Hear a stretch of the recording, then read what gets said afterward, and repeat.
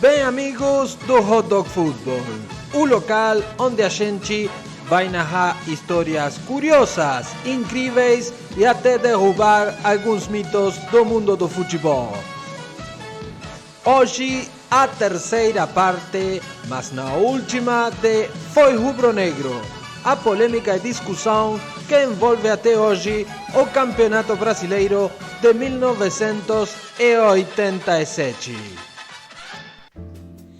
En el anterior episodio hablamos de todo el quilombo institucional, económico y jurídico que envolvió la previa del Brasileirao de 1987 y que la decisión de la CBF de suspender el torneo por falta de dinero para financiarlo derivó en una rebelión de los 13 clubes más importantes que crearon su propio campeonato, la Copa União. Esta Copa União, que básicamente había nacido como una liga pirata y que había buscado legitimarse a la fuerza y encontró allí una especie de acuerdo con la Confederación Brasileña de Fútbol, también sería un antes y un después para el fútbol brasileño en sí y la piedra angular de lo que nos encontramos hoy por hoy, que largamente es el mejor campeonato por nivel y competitividad de todo el continente. Y por favor les pido, no me jodan al respecto con la MLS, que es la competencia súper importante y súper marketinera de un país donde el fútbol no se le da la menor pelota. Esa jodita había que bancarla de alguna manera, y las instituciones integrantes del Clube 213, Flamengo, Fluminense, Vasco, Botafogo, Sao Paulo, Palmeiras, Corinthians, Santos, Gremio, Inter, Cruzeiro, Atlético Mineiro y Bahía, tenían que encontrar la forma de alguna manera.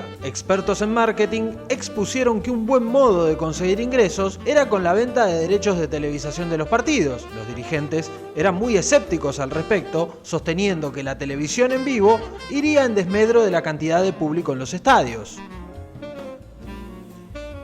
Estos tipos del marketing, que pensaban en todo, tenían muy clara la respuesta que iban a dar y para convencer a esta buena gente usaron a nadie menos que a Xuxa.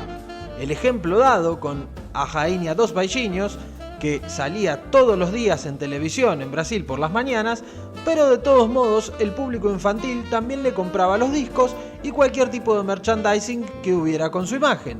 Así que ahí los dirigentes le dieron para adelante y cerraron un muy buen contrato con la red de Globo. Eso sí, los capos de cada club no estaban muy lúcidos en el análisis previo.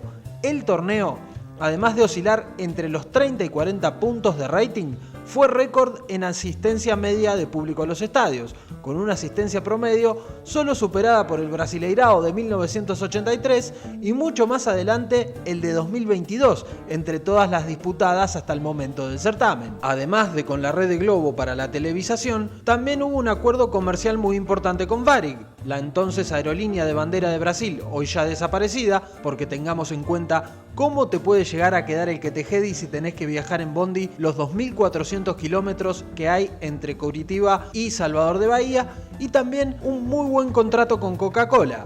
El asunto de la gaseosa dejó la mejor historia de todo este cuento. El Clube 213 había hecho un arreglo de 6 millones de dólares para cada club, lo que hoy parece una limosna, pero que por entonces era una fortuna para lo que se manejaba en acuerdos de sponsoreo. Cuando llegó la hora de firmar, lo que además del patrocinio al torneo implicaba que el mundialmente conocido logo de Coca-Cola se estampara en la camiseta de los equipos que no tuvieran una publicidad vigente, todo el mundo no veía la hora de agarrar la lapicera y poner el gancho, hasta que una voz se elevó de la nada diciendo: disculpen, pero si firmo este contrato, tengo que renunciar a la presidencia de mi club. Espantados, todos los presentes giraron la cabeza y la voz volvió a alzarse: no pode ter nada en vermelho na camisa do Gremio.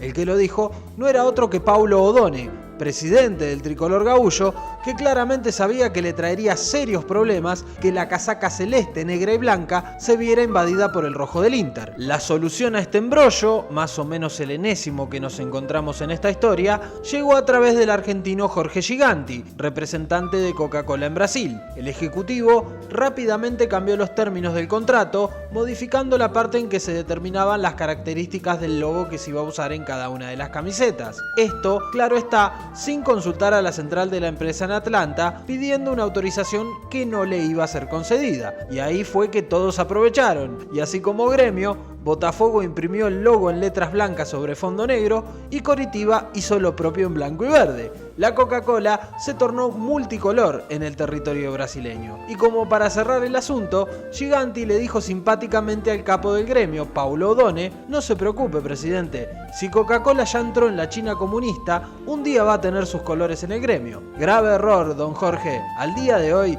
las publicidades en el Arena do Gremio son en blanco y negro y en los puestos donde se vende la gaseosa dentro del estadio, el vaso es azul.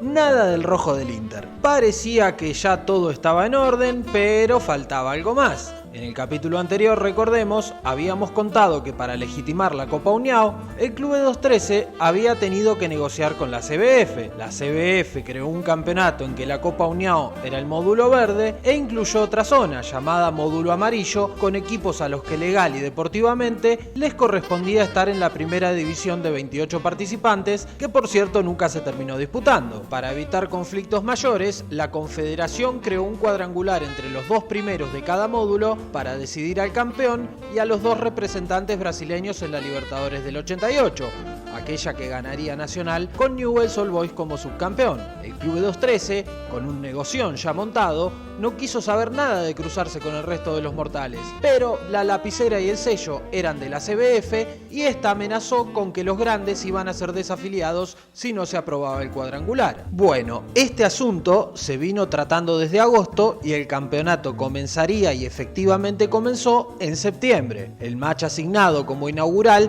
se disputó el viernes 11 de septiembre entre Palmeiras y Cruzeiro en el Pacaembu. Acá viene otro de los ítems hermosos de esta historia. Recién cuando la pelota ya llevaba 30 minutos rodando de ese partido que el Verdão ganaría 2-0, la Confederación enviaba el reglamento del torneo a los clubes, en tiempos en que lejos del email se comunicaba todo por fax o por telex. Así que Chiqui Tape no inventó absolutamente nada. Con el campeonato ya literalmente en juego, se hacía oficial el modo de disputa con una definición que estaba discutida y que no la discutía cualquiera sino los clubes más poderosos, los que habían, además, presten atención a esto, obtenido el patrocinio y la televisación del principal medio de comunicación del país y que entre otros sponsors también tenía la revista Placar, que vendría a ser como el gráfico de aquella época. Esto empieza a explicar un poco por qué hasta hoy sigue habiendo discusiones con el campeón. Si fue Flamengo o si fue el Sport, esto todavía no lo hemos terminado de dilucidar y lo estaremos comentando un poquito más adelante. Pero por lo pronto, un velho amigo quilombo, mais uma vez estaban a porta. Hasta aquí la tercera parte de esta polémica y complicada historia del campeonato brasileño de 1987. Para la próxima ya empezaremos a hablar del torneo por sí mismo, de los grandes equipos que lo disputaron, de las estrellas legendarias del fútbol brasileño que poblaron las canchas de la Copa União. También habíamos prometido y sigue siendo deuda hablar de esa definición por penales que terminó en empate, también la definición y obviamente nos adentraremos en lo que fue la batalla jurídica posterior a que la pelota terminó de rodar. Así que bueno, hasta pronto, abrazo grande, pulgarcito arriba, suscríbete, pronto estaremos con más.